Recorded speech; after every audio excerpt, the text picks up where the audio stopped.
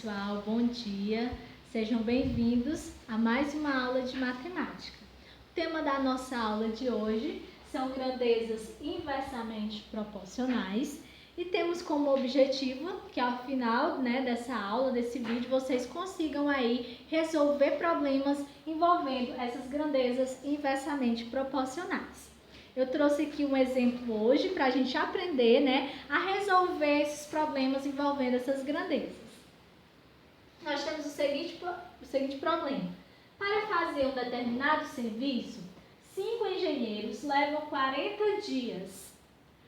Então, em quanto tempo 10 engenheiros fazem o mesmo serviço? Então, a primeira coisa que a gente tem que identificar é quais são as grandezas que estão sendo tratadas aqui no nosso problema.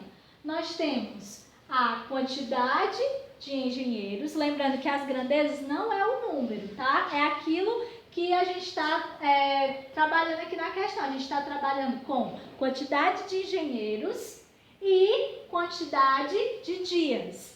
Então, as minhas duas grandezas aqui são, vou colocar aqui o E representando quantidade de engenheiros e o D aqui representando a quantidade de dias. E aí nós vamos agora olhar aqui os números. Nós temos os dados da nossa questão. Nós temos o número 5, que corresponde à quantidade de engenheiros. Então, esse número 5 ele vai ficar aqui, embaixo da letra E, nessa coluna aqui. Nessa coluna nós vamos colocar somente quantidade de engenheiros. E nessa coluna aqui a gente coloca apenas quantidade de dias. Então, nós temos 5 engenheiros que levam 40 dias. Então, esse 40 está relacionado com a grandeza dias. Então, nós vamos colocar aqui, E nós colocamos aqui na frente do 5, porque essas duas grandezas elas estão relacionadas. 5 engenheiros vai levar 40 dias.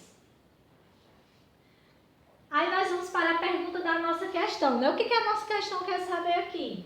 Então, em quanto tempo 10 engenheiros fazem o mesmo serviço? Esse número 10 aqui está relacionado com a quantidade de engenheiros. Então, eu vou colocar aqui, embaixo da minha coluna de engenheiros. E a quantidade de dias? Tem? Não tem. É o que a minha questão quer saber. Quanto tempo esses 10 engenheiros vão fazer esse mesmo serviço? Então, eu coloco aqui, X. 5 engenheiros fazem 40 dias, 10 engenheiros vão fazer em quantos dias? É o que a gente vai saber, Primeira coisa, eu tenho que identificar se essa grandeza ela é diretamente ou se ela é inversamente proporcional. Se ela, vamos lá.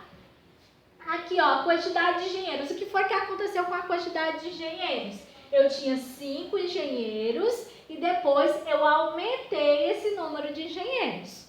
O que vai acontecer com os dias, Eu tenho 5 engenheiros fazendo em 40 dias esse serviço. Se eu aumentar a quantidade de operários, de engenheiros, essa obra ela vai ser realizada em mais tempo ou em menos tempo? Vai ser em menos tempo, Se eu aumentei a quantidade de pessoas trabalhando, então vai pegar menos tempo aí para essa obra ser concluída. Então, aqui eu tenho um exemplo de grandezas inversamente proporcionais.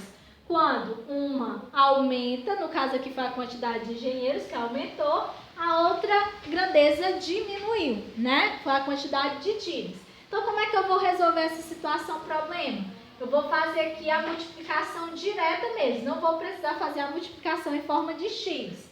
Então, eu vou fazer aqui, 10 vezes x, que vai dar 10x, 5 vezes 40, 5 vezes 4, 20, e eu adiciono só esse zero aqui, 200.